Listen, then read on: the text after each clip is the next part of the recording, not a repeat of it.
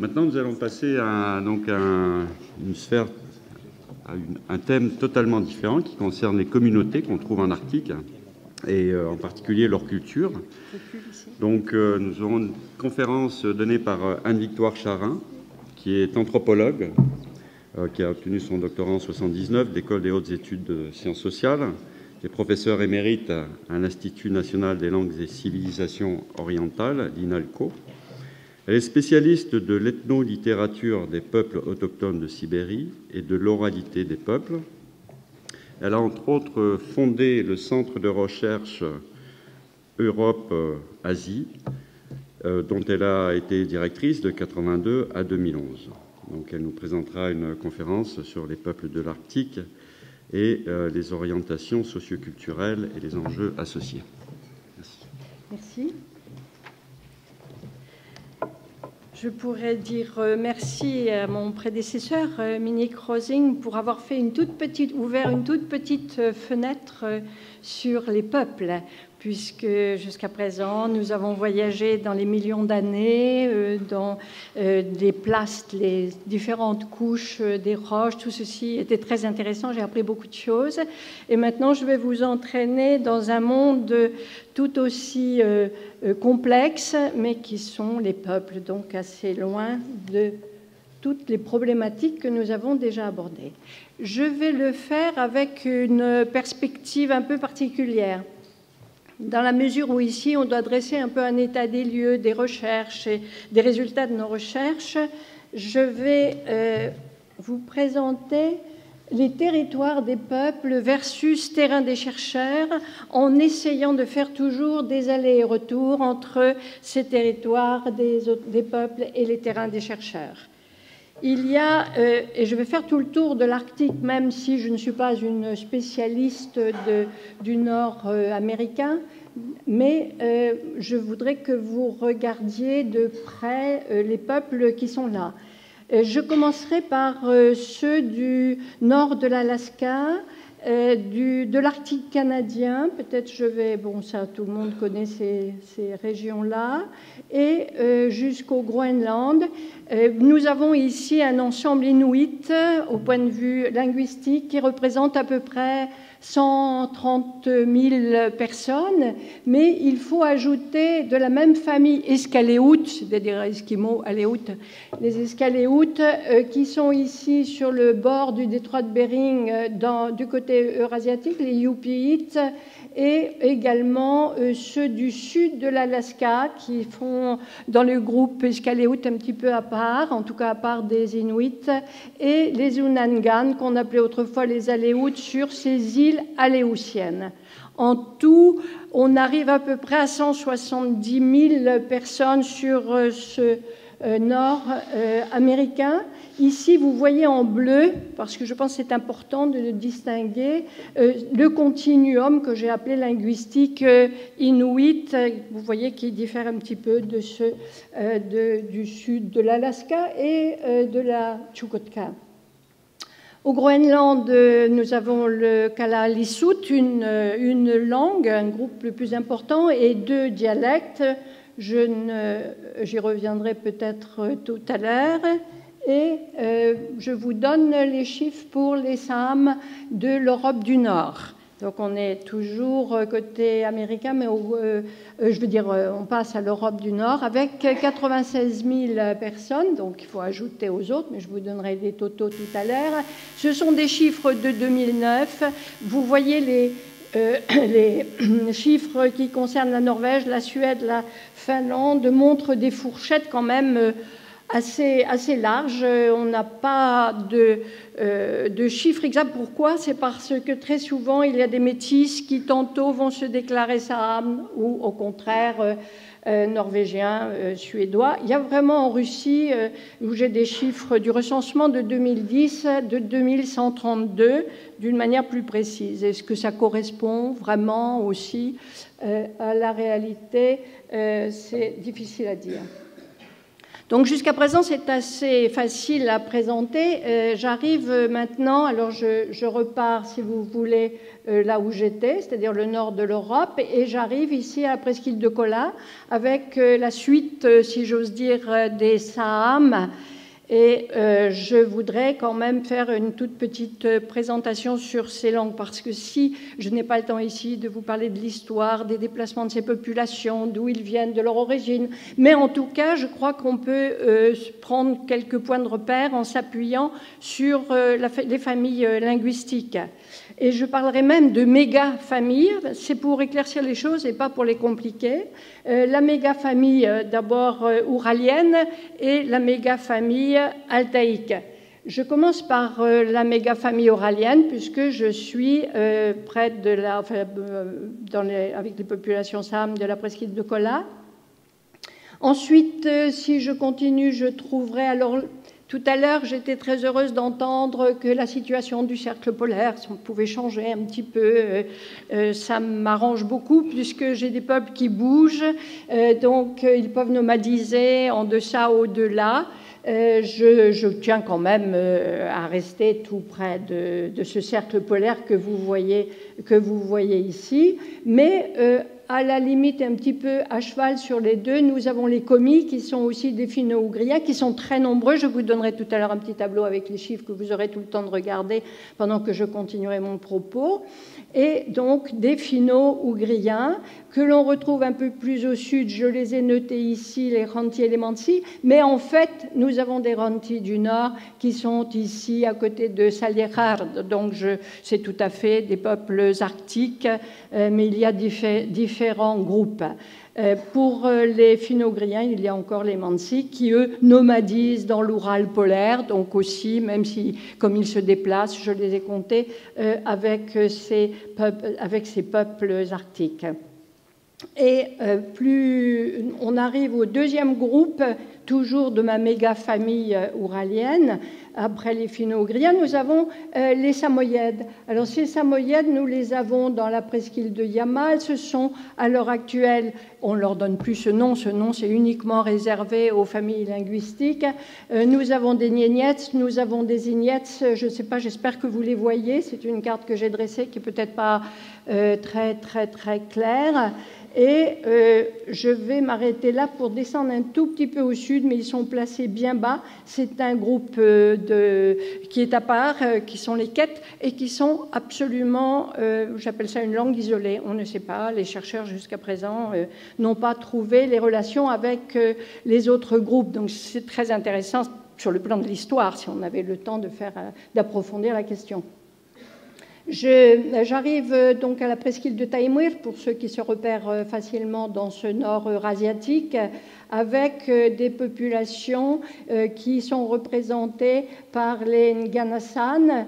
Je continue, toujours les mêmes. Les Nganasan, plus au sud, les Selkoup, il y a les Niéniets, les Igniets, tous ces peuples de langue samoyède. Et j'arrive à une grande république ici, qui est la république Sakha, Yakoutie, on disait Yakoutie, mais en fait il s'agit de Sakha, et ici c'est une langue qui appartient donc aux langues turques. Il y a beaucoup en Sibérie de Turcs et de Mongols, il y a une grande famille turco-mongole, ils viennent du sud, c'est ce qui explique cette langue, et non seulement la langue, mais aussi une civilisation de l'Arctique très particulière, avec le cheval au centre de leur civilisation. Et tous les peuples qui restent ici, quelquefois, on utilise pour eux l'adjectif paléo-asiatique. C'est vraiment un adjectif qui veut tout dire et rien dire, mais faute de mieux, on le garde parfois. Il s'agit de deux autres groupes. Vous avez ici les Yukagir, les Chuvans, qui sont très proches l'un de l'autre.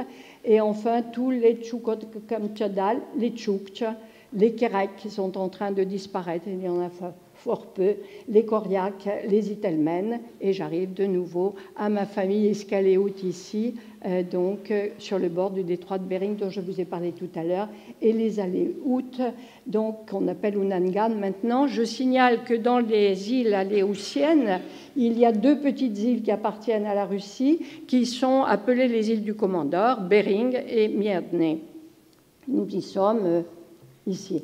Donc c'est j'espère que je n'ai oublié aucun de ces peuples, ils sont assez nombreux. Je vous montre tout de suite les chiffres et je vais vous laisser les regarder. Au total, nous avons du côté eurasiatique 1,3 million à peu près personnes, individus, alors qu'au total de tout l'Arctique, tout le pourtour de la Méditerranée arctique, nous avons 1 million qui approche 1,3 million individus. Ce n'est pas tout de même une quantité négligeable, même ne serait-il que la moitié. Je pense qu'il faut regarder et essayer d'analyser le plus près possible ces civilisations, ces cultures, disons.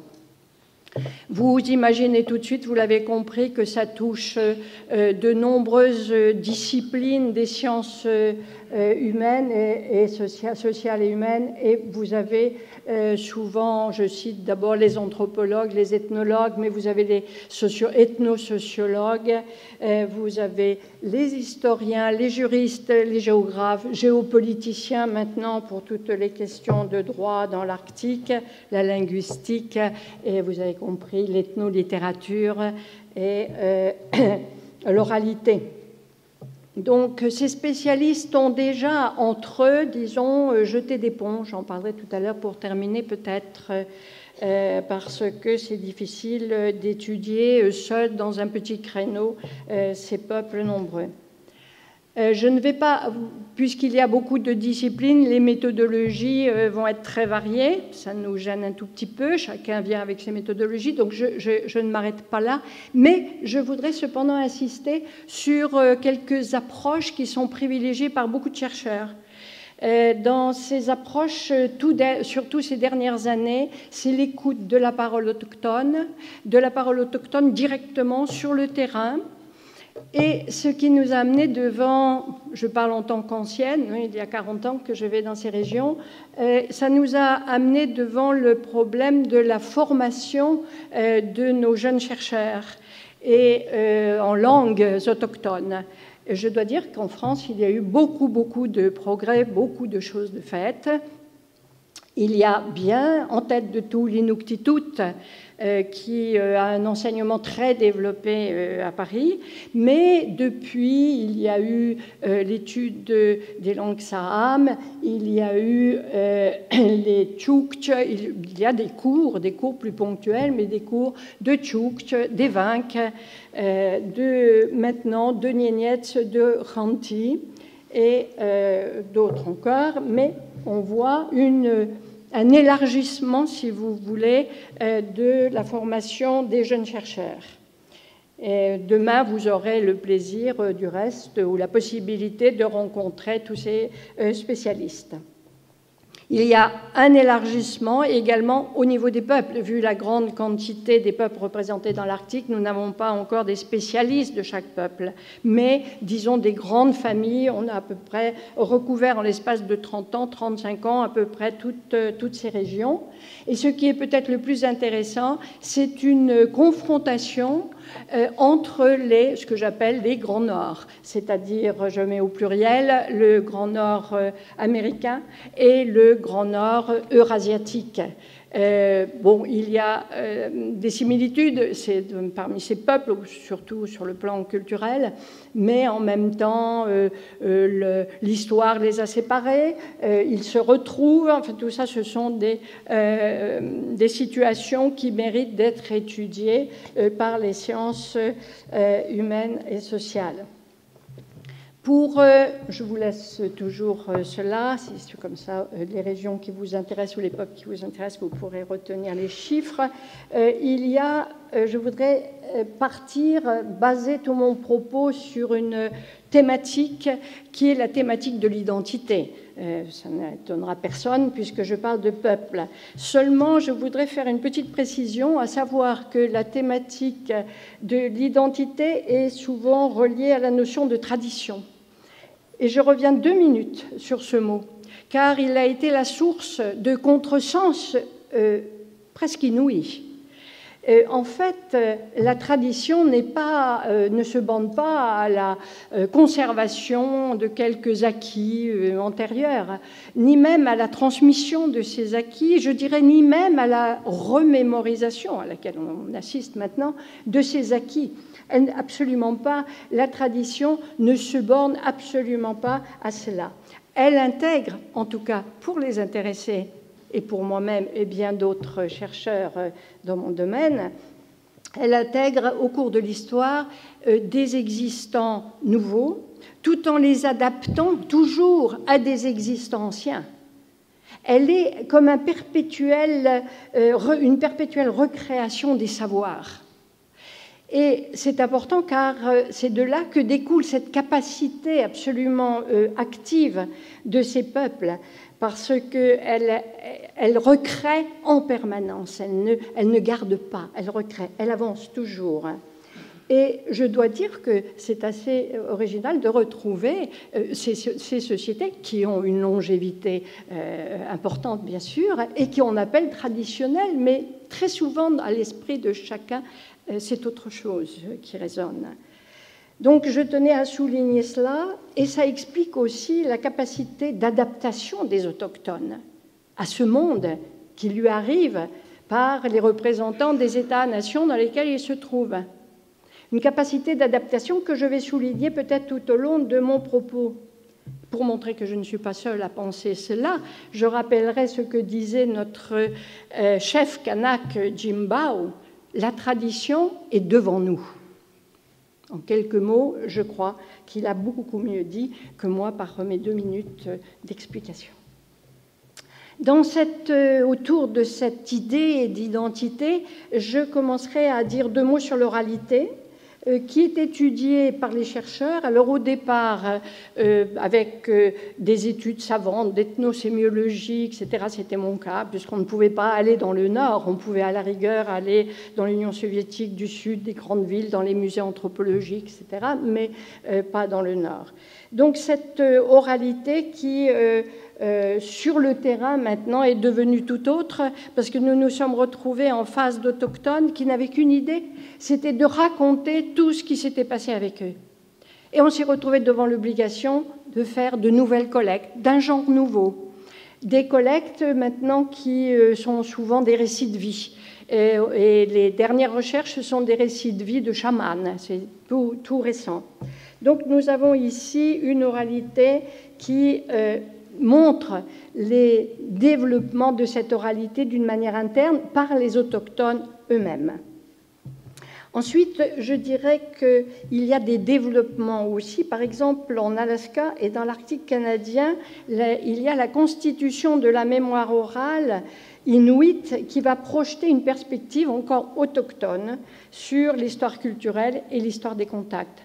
Pour ce qui est de la partie eurasiatique, c'est peut-être plus officialisé, ça se passe au niveau des universités où vous avez de plus en plus d'autochtones qui eux-mêmes étudient ces thèmes de l'oralité et la collecte, etc. Je dis encore aussi un petit mot sur l'oralité en y insérant les musiques.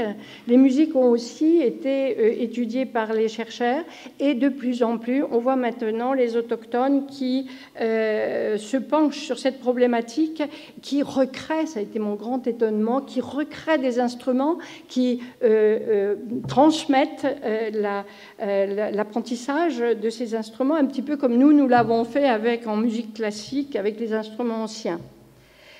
Et puis, il y a l'apparition des musiques néo-traditionnelles qui vont presque jusqu'au rock yakout, qui est devenu célèbre dans le monde, puisqu'il y a des troupes qui arrivent jusqu'en Occident pour montrer ce qu'ils sont devenus.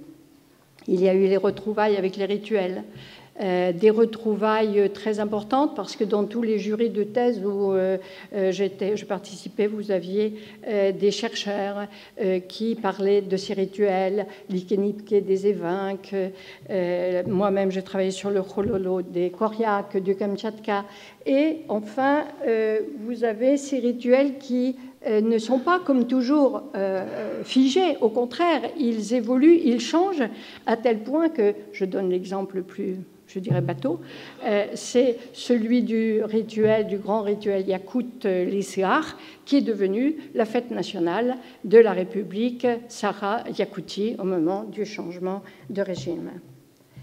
Bien sûr que la tradition, c'est aussi l'étude de tous les moyens de production économique et que les chercheurs, les anthropologues et d'autres ont commencé à reprendre à zéro les études sur les chasseurs de mammifères marins, les chasseurs de caribous, les éleveurs de rennes, avec beaucoup de problèmes, on en parlera peut-être tout à l'heure à cause des pollutions.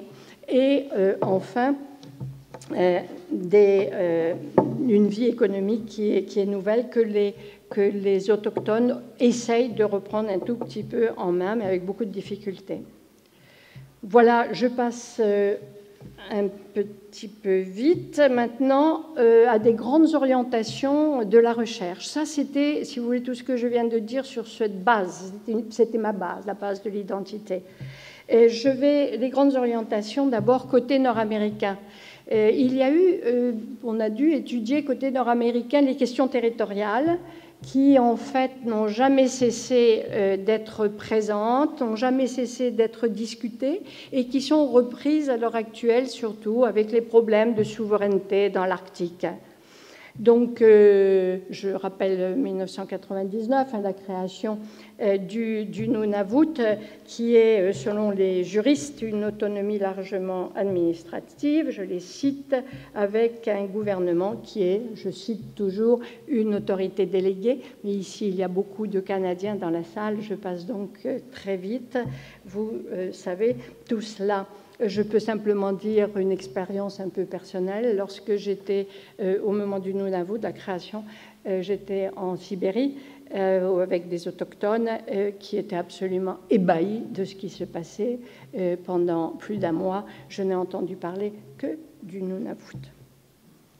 Les grands thèmes de l'anthropologie ont retenu l'attention, surtout dans les années 80-90, avec toutes les études faites sur le chamanisme, sur les cosmovisions, les savoirs et les savoir-faire.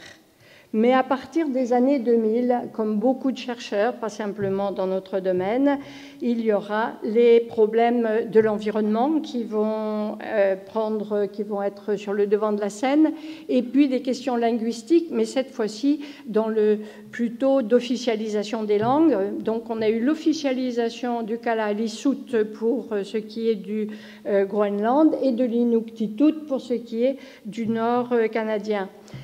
Pour l'Alaska a gardé langue officielle l'anglais, bien sûr. En Russie, c'est toujours un peu plus compliqué. Il y a le russe, mais si vous allez, tout à l'heure, je vous montrerai certaines républiques. À l'intérieur de républiques, j'ai parlé de la République des Komis tout à l'heure, de la République Sakha-Yakoutie. Dans la République des Komis, vous avez Komi et russe, qui sont des langues d'État. Государственные pour ceux qui parlent le russe, et dans la République Sakha, pareil, vous avez la langue Sakha-Yakoute et le russe, langue d'État. Alors que dans des entités administratives moindres, comme des districts, je citerai, pour en prendre un exemple, le district des Komi-Permiak, c'est un autre groupe de Komi, là vous avez du Komi-Permiak officiellement et du russe, mais ce sont des langues officielles. Si vous ne savez pas trop les différences, eh bien, l'UNESCO s'est penché sur la question et a écrit pas mal de petits traités intéressants là-dessus. Alors, au Groenland, il y a des études surtout post-coloniales. On comprend cela, il y a eu l'autonomie, il y a eu ensuite l'autonomie élargie, avec beaucoup de domaines de compétences. Donc, on revient un petit peu sur les rapports que l'on a eus avec les Danois. Puis, petit à petit, il y a une nouvelle recherche, les phénomènes d'urbanisation. Alors, les phénomènes d'urbanisation, je ne le savais pas, je l'ai appris lorsque j'ai préparé cette petite tour d'horizon et semble préoccuper beaucoup les chercheurs qui s'occupent du Groenland. Il s'agit en fait des fermetures, des condamnations de ce qu'on appelle les villages démographiquement faibles. J'ai trouvé cette expression très belle parce qu'en Russie, il y a eu exactement la même politique de fermeture des villages, mais ces villages, on les appelle non rentables et pire, sans perspective. Vous voyez qu'il y a des nuances suivant les régions. En tout cas, ces problèmes ont préoccupé les Russes depuis les années 30, au moment de la collectivisation. Puis après, Khrouchtchev, il crée beaucoup de... il y a eu des lois sur cette politique à la fin des années 50, début des années 60, et les villages ont été de plus en plus fermés, et je dirais de force, avec des déplacements tout à fait forcés par hélicoptère du jour au lendemain des populations. Ce qui me permet de repasser ici, de passer maintenant au côté eurasiatique, aux problèmes qui se posaient et qui se posent tout au long de ces dernières décennies. Côté eurasiatique, on retrouve à peu près les mêmes problèmes, les situations chamaniques qui sont très développées par certaines équipes. Maintenant, dans un domaine plus strictement religieux, nous avons des nouveaux missionnaires, surtout pentecôtistes et autres églises évangéliques, qui viennent non seulement dans le nord eurasiatique, mais dans toutes les régions arctiques. C'est un phénomène qu'il faut suivre. Ça fait l'objet de nombreuses recherches. Il y a des spécialistes demain qui seront là, vous pourrez les écouter. Et je dirais pour ma part qu'on assiste, je ne me suis jamais penchée sur ces problèmes, mais tout ce que j'ai lu sur la question me fait penser qu'il s'agit maintenant on assiste à une véritable anthropologie du christianisme, ce qui est assez étonnant, spécialement pour le côté russe. C'est évidemment la question des territoires, et cette question, je parle du côté eurasiatique, et cette question des territoires, je vais m'y étendre un tout petit peu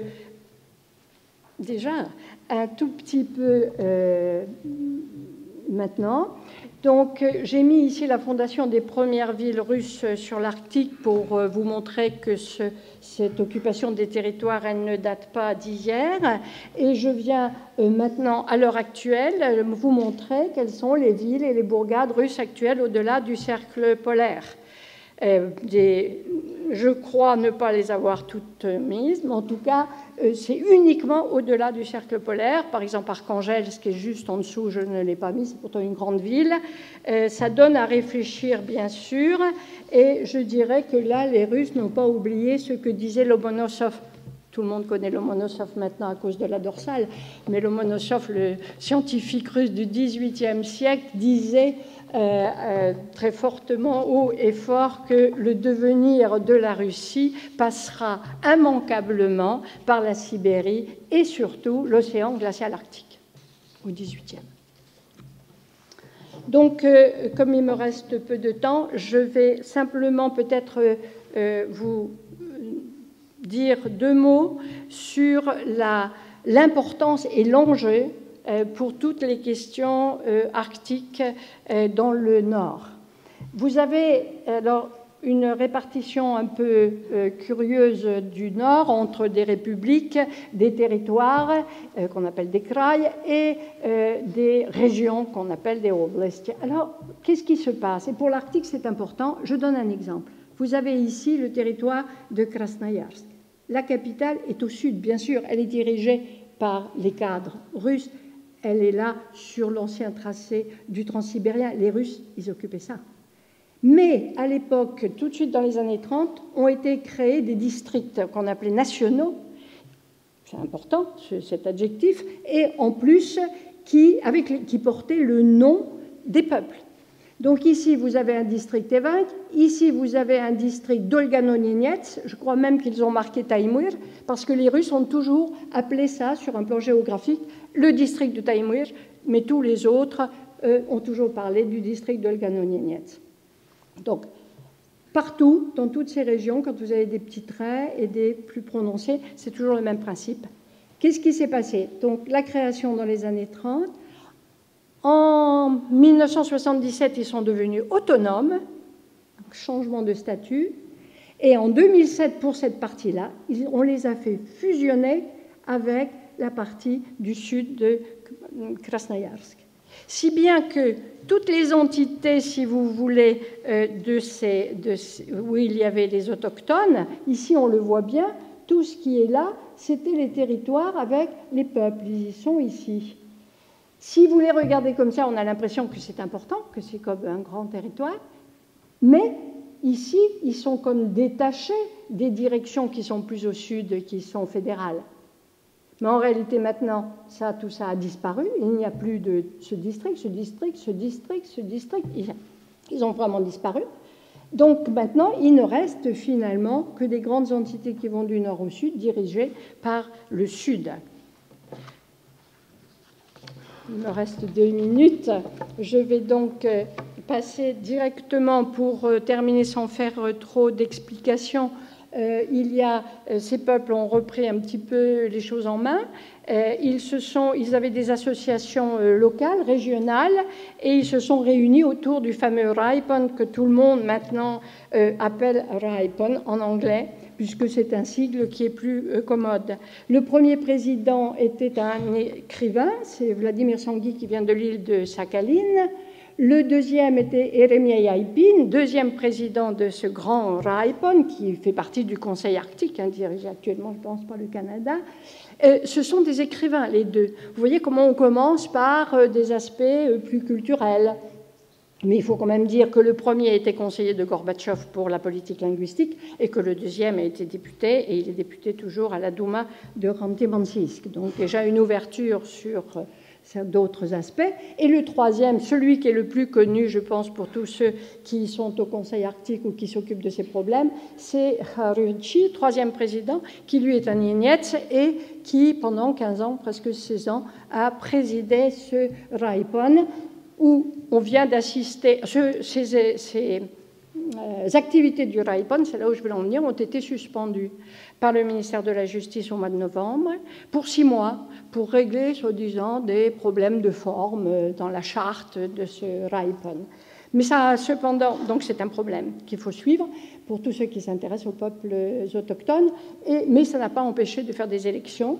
Pavel Sulianziga, qui a été vice-président très longtemps, qui nous vient de la province maritime, s'est retrouvé face à Grigory Lietkov, qui est un Ignetz aussi, qui était soutenu par Kharyuchi, et qui est le 4e président. Donc pour tous ceux qui vont au Conseil arctique, c'est avec lui que vous aurez à régler certains problèmes.